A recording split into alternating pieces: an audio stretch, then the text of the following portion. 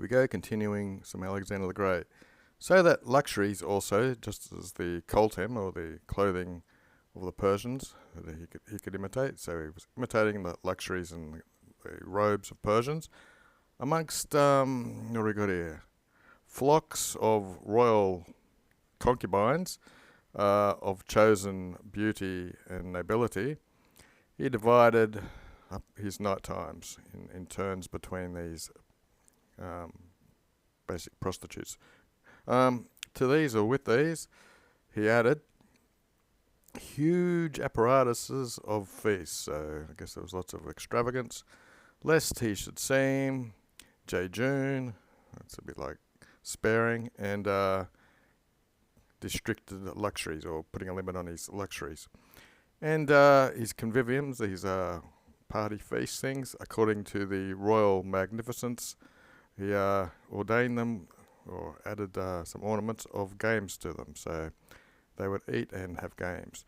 He was absolutely not mindful of that such resources were accustomed to be lost rather than earned in these sort of customs. So usually luxury, you lose what you've got. 4. Amongst all this, the indignation of all was in all the camp, that from Philip his father he had degenerated such, so that even he had disavowed or unswore from the name of his fatherland, the Loeb Cossack nomen glory, and his assumed mores of the Persians, on account of which such mores he'd beaten them. So he'd beaten them because they lived like this, and now he's assumed this way of living. 2.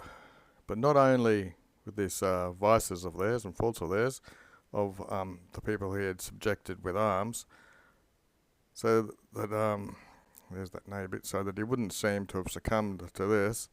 Also to his soldiers, he permitted that if they had held some of the captive women that they'd taken by this habit, they could take as wives, thinking they would have less desire in future of a return back to their home country if they were having in their camp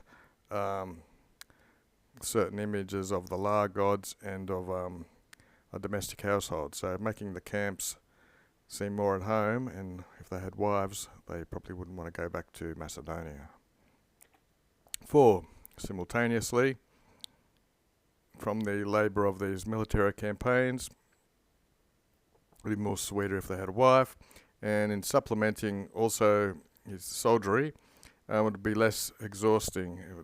It would be for the Macedonians, so they'd be less exhausted, as posse in the infinitive, if the sons, who were tyrones, raw recruits, sons to veteran fathers, if these raw recruits who were sons would succeed their fathers in military service, if on the ramparts in which they were born, in future they would be more steadfast to this sort of thing. If not only their training period, their tyrosynia, but even if they're placed in these camps themselves, in the camp itself, for their cradle years. 7. Which habit also remained, singular, in the successors of Alexander. So the people who followed Alexander in leadership later on kept this habit. Therefore, also, elements is food, were, I guess, military standards of the type that they had were given to the boys, and the instrument of arms and of horses to these. So poorest is probably younger. As they get older, they become youths. This food and these instruments, which would be weapons, were given. And for the fathers, for the number of their sons, or equal to it, they were statuted certain rewards for the number of sons, offspring they had.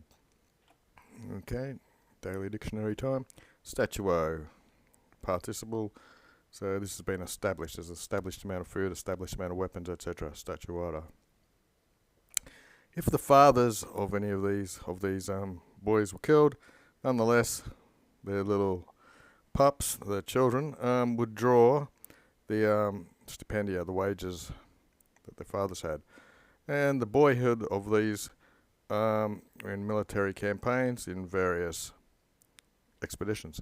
And so, accordingly, from the young age, in labours and dangers, they were an unbeaten army. They were indurato. They were hardened by these labours and dangers.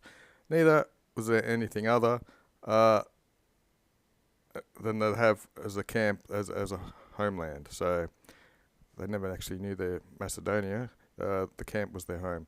Neither was there any other type of battle ever than a victorious one, Duxere. 11. These suboles, offspring, had the name Epigonii, the descendants. Then, with the Parthians domesticated, subdued, he statuated,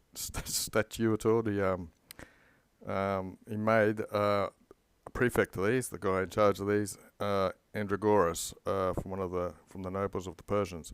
Then afterwards, the kings had the origin.